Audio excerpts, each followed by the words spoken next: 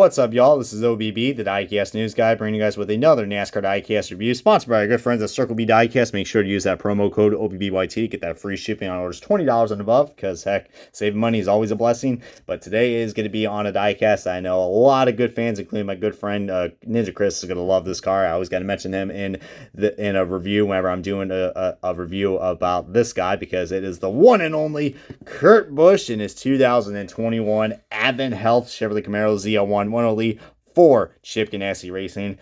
Yes, I know I'm a little late to the party and be like, hey, Brian, this car has been out for quite a while. Why did you decide to review this car? Because I had a lot of mixed feelings about this car. I mean, first of all, I'm so impressed that this diecast actually got made. I didn't think it was going to be made. I thought it was going to be one of those cars would be like, yeah, that's a cool Kurt Busch car. But guess what? People are not going to know about it too much and it's going to get canceled. But believe it or not, guys, I mean, we kind of played with the devil a little bit and we were able to actually get this car produced. So how about that, guys? Seems like a lot of people might like the Advent Health cars.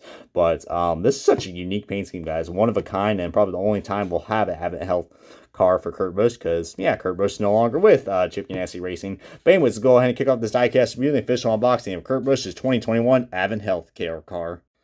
And alrighty, guys, we got this diecast out of its box, and man, this is such a cool, unique paint scheme that we got right here for the older Busch brother known as Kurt Busch. I mean, my lord, guys. I mean, I never thought we would see a different looking Kurt Busch car in the 164 scale, because you guys know Monster, unfortunately, you know, kind of has their heads up in their asses, if you know what I mean, because, yeah, I mean, clearly see what the black sponsorship is. That's where the Monster Energy logo is supposed to be, but they cannot put energy drink sponsorships on a 164, and we can't even get a 124 scale version of a Monster car because Monster just doesn't want to make merchandise anymore, because, you know, they think they're, you know, the big headshots and big cheeses up in there. But hey, whatever though.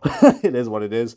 Coca-Cola's been like that for like quite a while now with their diecast. Probably the same reason why we're not getting that much body armor cars as well. Coca-Cola, man, they are just like public enemy #1, and as soon as they bought Monster, it's like, alrighty, game over, man. It seems like Monster is pretty salty after they left as the title sponsor for NASCAR, but we'll save that for another day, guys. But this is such a cool, I personally, I know a lot of people, including Diecast FA, probably weren't a big fan of this paint scheme.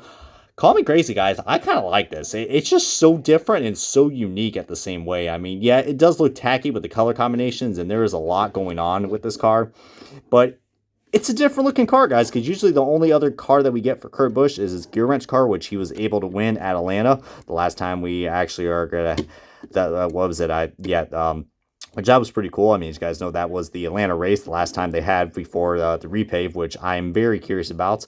Unfortunately, I will not be going to the Atlanta race because I will be going to Sebring, actually, for this weekend. So, yeah, your boy's going to another racetrack. But I will try my best to go to the Atlanta race, probably in the not-so-distant future, maybe the second race. But I'll probably update more about that soon, as I don't want to get too off topic in this video. But yeah, like I said, where the black spots are, that's where the Monster Energy logo is. It's pretty obvious because Monster always has to have their black cars. But such a cool looking paint scheme, guys. I think, what was it? Oh, look at that Siemens logo. It is quite crooked.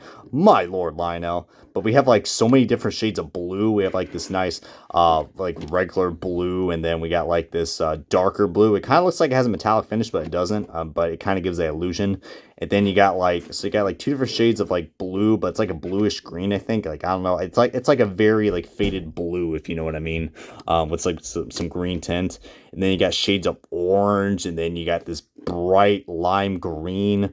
And then black too. I mean, just such a random color combination. But I think they probably did that because the green is probably for Monster, and then the orange is for Gear Wrench, and I guess the other two colors, I guess, for Advent Health colors, maybe, because the only reason why I'm kind of saying that is because there were two other Advent Health cars that did came out. We had a Jay McMurray 77 car, which was a Spire car, but you know, they had a partnership with Chip Ganassi Racing for quite some time now.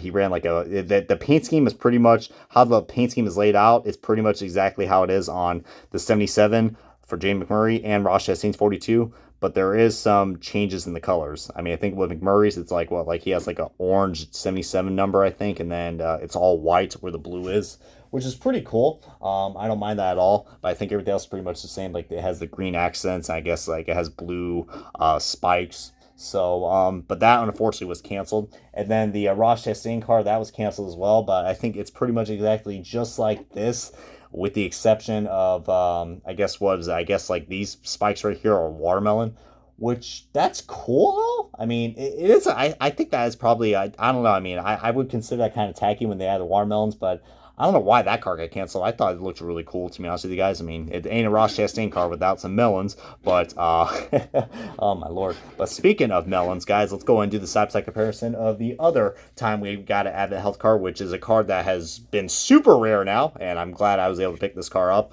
You probably know why I'm going to be saying in a second, but it is the Advent Healthcare car from Ross Chastain in 2020 with Spire Motorsports. So this is the only 2 times we've got an Advent Healthcare car, and maybe it's the reason why we got this car, because I think a lot of people were suggesting that maybe since Advent Health that they had I'm kind of disappointed that Advent Health actually did not had a custom box for this, kind of like they did with the 2020 car. I was hoping they could have done that with the Kurt Busches, but now we just have the basic box right here, which is, I don't know, I guess it was just to help I guess for cost efficiency, I guess.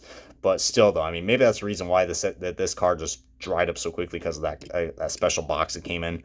But just you see right there, the paint scheme definitely is a lot more different. I mean, they still have the same color combination, so maybe the orange and the green are actually not from Kurt Busch's sponsors. They are actually part of the paint scheme for Advent Health. But they did change the scheme up a little bit more. And to be honest with you guys, I don't know which one I like more, to be honest with you guys. I mean, both are pretty cool in their own unique ways. I mean, of course, the watermelon parts do look kind of odd, but I don't know. I think Kurt Busch's car looks a lot more modern, and it definitely fits his style. I mean, Kurt Busch is, he used to be an aggressive driver, and this car, this paint scheme definitely shows an aggressive vibe to it. I mean, it's supposed to represent, healthcare. How ironic, but but I don't know, man.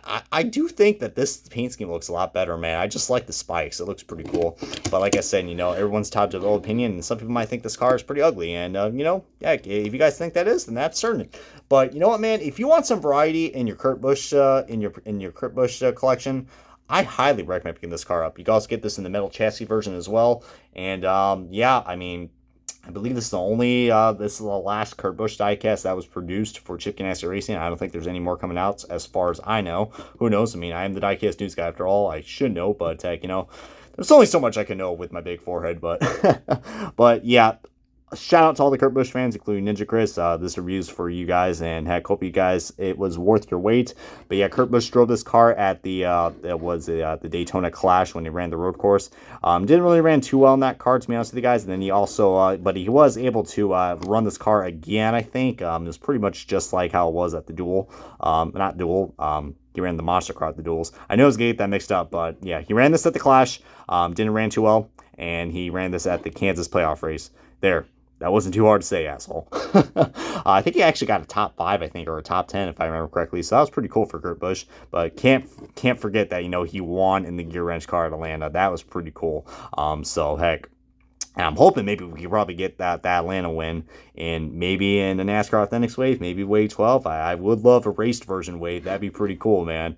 But feel free to post your comments, thoughts below. What do you guys think about this diecast? I personally love it, but I'm kind of glad we are done with this number 1 font.